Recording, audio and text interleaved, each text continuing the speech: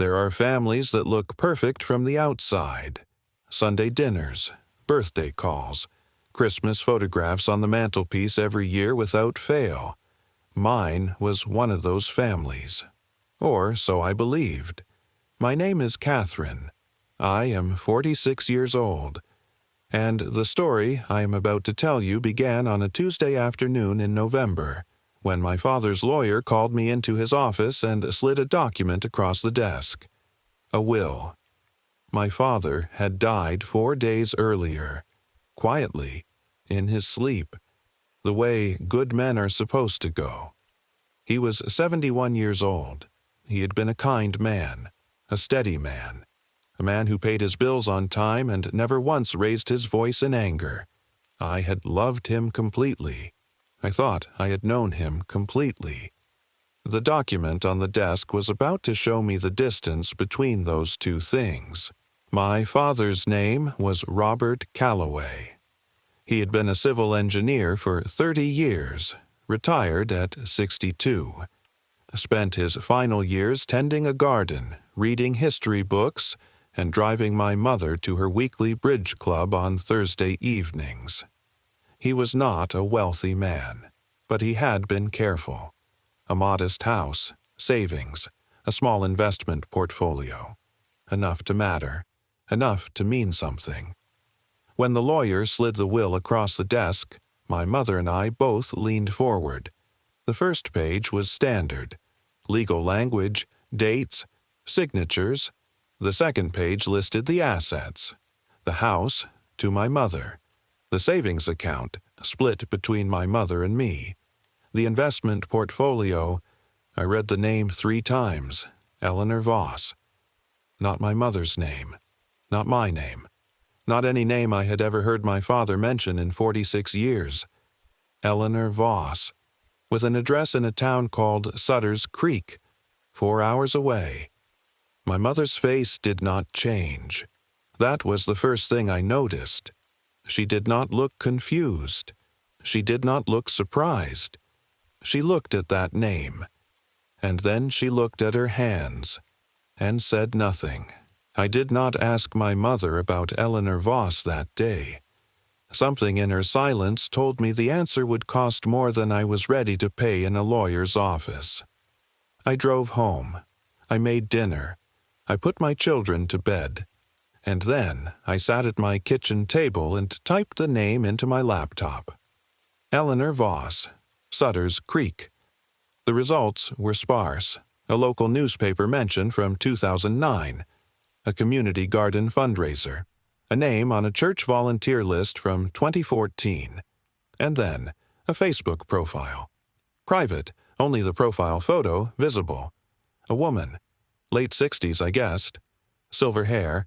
Quiet eyes, standing in a garden. Smiling in a way that felt familiar. I stared at that photograph for a long time, trying to place the familiarity. And then I stopped trying to place it, because some part of me already knew. I booked a hotel in Sutter's Creek for the following Friday. I told my husband I needed a few days alone to grieve. He didn't question it. I drove the 4 hours on a gray November morning with my father's will on the passenger seat. Eleanor Voss opened the door before I had finished knocking, as if she had been expecting me, as if she'd been expecting me for a very long time. She was 68 years old, silver-haired, quiet-eyed, exactly the woman in the photograph. She looked at my face, and I watched something move through her expression. Recognition, grief, relief, all at once. She said, "You look exactly like him." I said, "Who are you?" She stepped back from the door. She said, "Come inside. I'll make tea. There's quite a lot to tell you." We sat at her kitchen table for 3 hours. What she told me, I will try to give to you the way she gave it to me, slowly, carefully, without flinching. Eleanor Voss had met my father in 1973, before my mother, before me, before any of the life I had known him to have lived.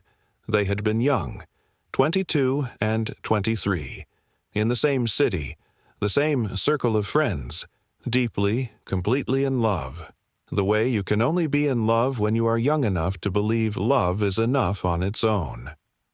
They had planned to marry.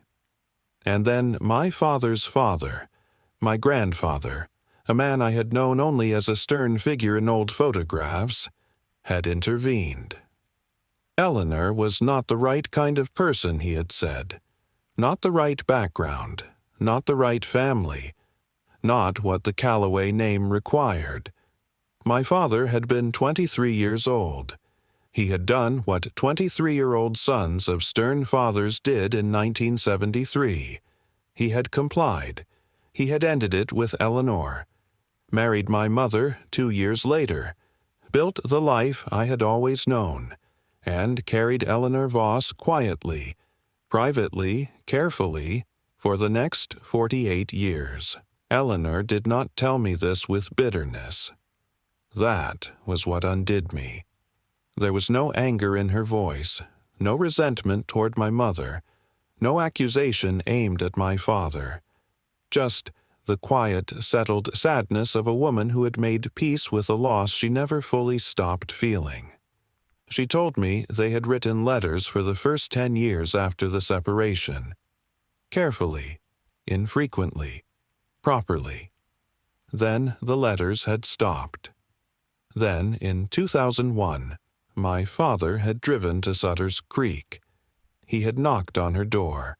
He had stood on her porch, 51 years old, graying at the temples, and said simply, "I never stopped thinking about you. I don't know what to do with that. I just needed you to know." Eleanor had looked at him for a long moment. Then she had said, "I know. I never stopped either. Come in. I'll make tea." They had met, after that, 4 times a year, for 22 years, always in Sutter's Creek, always at her kitchen table, always just talking. She showed me the photographs.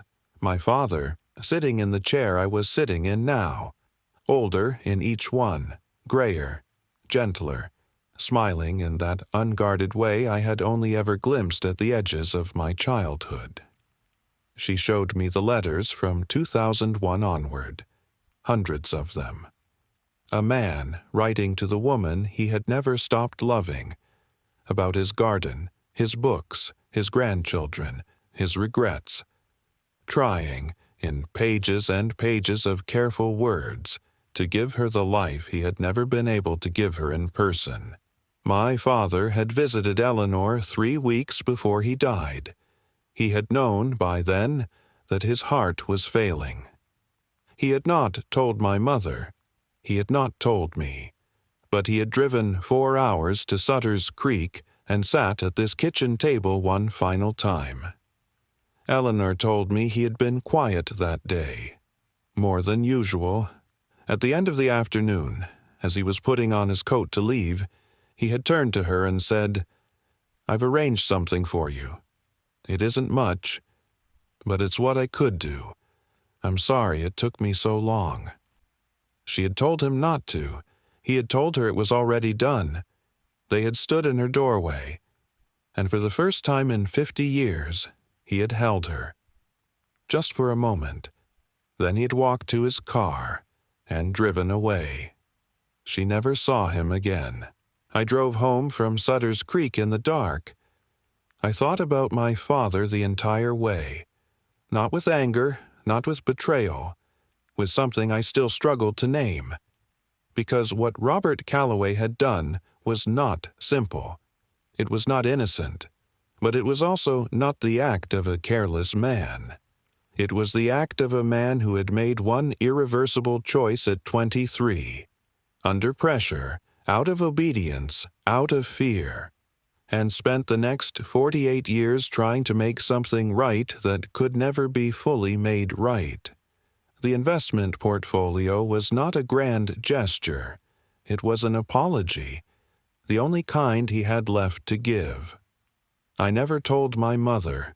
I have thought about that decision every day since, but she is 70 years old. She loved my father for 46 years. She believes she knew him. Maybe she did. Maybe knowing someone doesn't mean knowing everything about them. Maybe it means knowing the part of them that showed up, every day, without fail, the part that drove her to bridge club on Thursdays, the part that paid the bills and tended the garden and never once raised his voice. That man was real. Eleanor's man was also real. My father contained both of them. As people do. As people always do. If something in this stayed with you, leave it in the comments. I read every single one, and if you are carrying something you have never told anyone, you are in the right place. I'll see you in the next one.